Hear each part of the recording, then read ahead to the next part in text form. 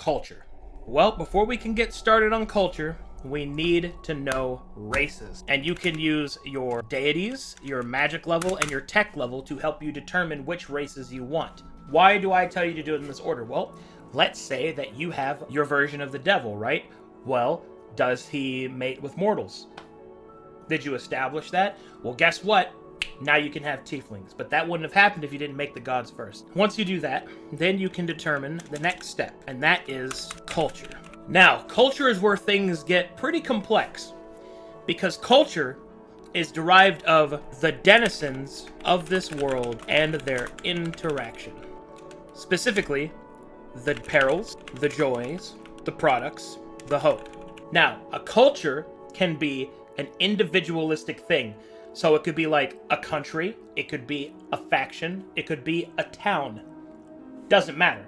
Culture is a multifaceted gem of varying sizes that you can make several times. Remember, this is something that is repeatable to size and relevant. So whenever you start making a culture, you have to determine what are the perils of being in this culture. Okay, let's say you lived in a town at the edge of a dark wood, right? Maybe that same necromancer has his old crypt in there.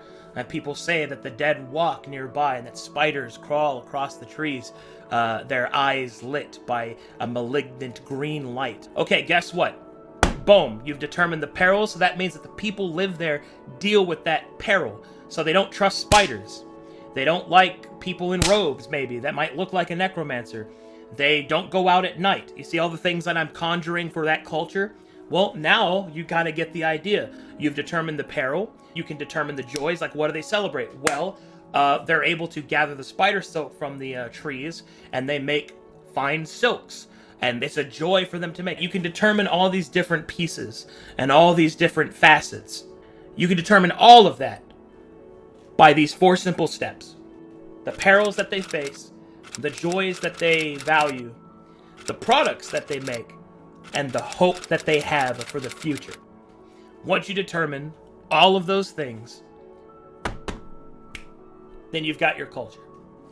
And remember, you're going to repeat this several times because cultures can exist within cultures. Because that one town is in a country. What is that country like? Is it like Transylvania? Is it like Ravenloft? Oh shit, have we been in Ravenloft this whole time? You see what I mean? Culture within culture within culture. And you keep stacking boxes until you've covered your continent that you've made. Alright? And you repeat this to the size and relevance of the center story. That's right. Now, let's review what you have so far. You've got your geography. Boom. You've got your features. You've got your weather. You've got your seasons. You've got your biomes. You've got your natural laws. Your center story, which is what the entire point of you making this is based off of. You have your relevance. You have your establishment. You have where the stage is. Okay, now you have tech level magic and religion, which comprises of the actors on that stage. All right, and then the actors have races, what they are, but then you have to determine what they do, which is in culture, and what they hope for, what they make, what they enjoy, what they fear. Boom, you've got all that handled. Now, you may have noticed a little something. You have the why, you have the how, you have the who, and you have the what. What are you missing? The when. Now you make history. Now you can determine when that town was built on the edge of the forest. Was the forest always like this? When did the necromancer come along? Do those two things coincide? They do? Oh shit, the forest is corrupted by the necromancer. Boom! Revealed he's actually an evil druid. And you do all of that through history. And all of that is relevant to the plot of the main center story. Once you've got all that together, now you've got all the different pieces. Now it's time to add your twists. This is where your spice comes in. Here are some basic tips for you. A cost is always better than a curse. What I mean by adding twists is, so you take all the basic stuff that you've made, and then you twist it. You try to add your own flavor to it. You try to make it stand out from other things. Don't just make things harder for the players in order to make it a twist. But adding a cost is fun because it gives the player the option to take that, the temptation. And man, you can do so much with temptation. And I don't even mean that you have to do evil stuff. No, no, no, no, no, no. A curse in this case is representation of a permanent, unavoidable effect, whereas a cost is a chosen dynamic effect. Next advice is build doors, not walls. Don't make everything absolute. Whenever you have the option of building a door or a wall, build a door, because you can always open it later. Resurrection is impossible. Wall. Resurrection is improbable. Door. Remember, the why is always more important than the how. While some players will be assholes about some things like, why does this river go north when it's uphill? Well, you could go and explain how, or you can explain why that river is moving that way. Instead of explaining, well, on this axis, the water goes up. No, no, no, no, you don't have to do all that. The water is scared of something. That's why. What the fuck does that mean? Figure it out, player. You see what I mean? See what you've done? Whys are always more fun than hows. And then the final bit, it is okay to use the real world. Sometimes it's okay if a forest is just a forest. Not everything has to be fantasy. And a lot of people think that I'm making a fantasy world, so the fantasy world has to be fantasy. And it's like, well, by trying to make everything fantasy, you're going to get confused, and it's going to become confusing for others. It's okay if you just have the real world there.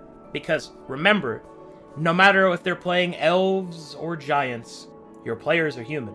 So using what they're used to in the real world is familiar to them, and it grounds them.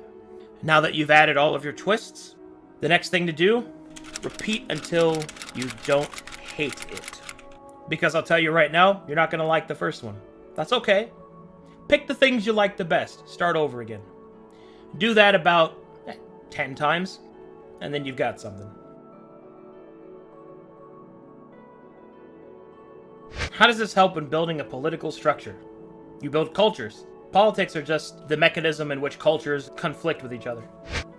What are some things to avoid entirely? The concept of uniqueness. Can you explain why magic is easier to implement than guns? Sure. Do you know how a gun works?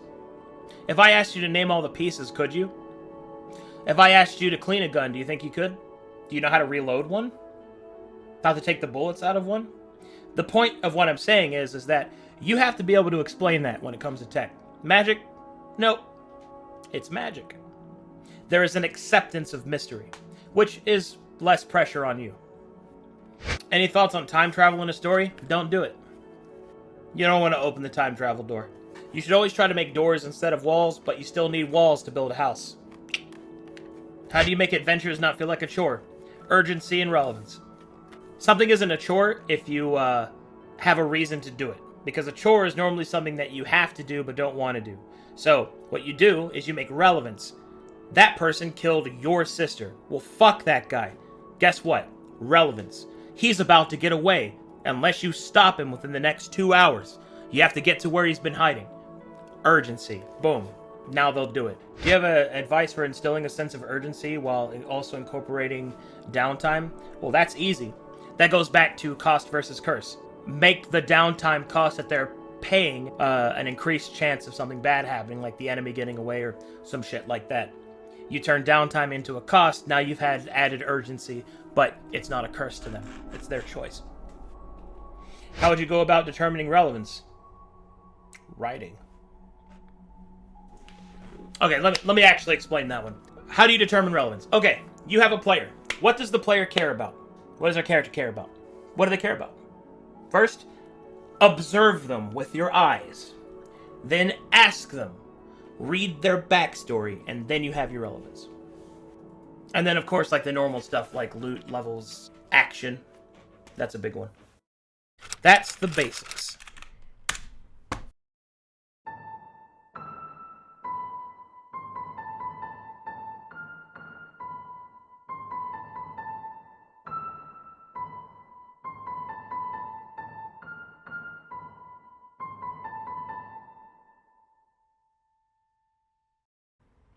What if I'm illiterate? Wow.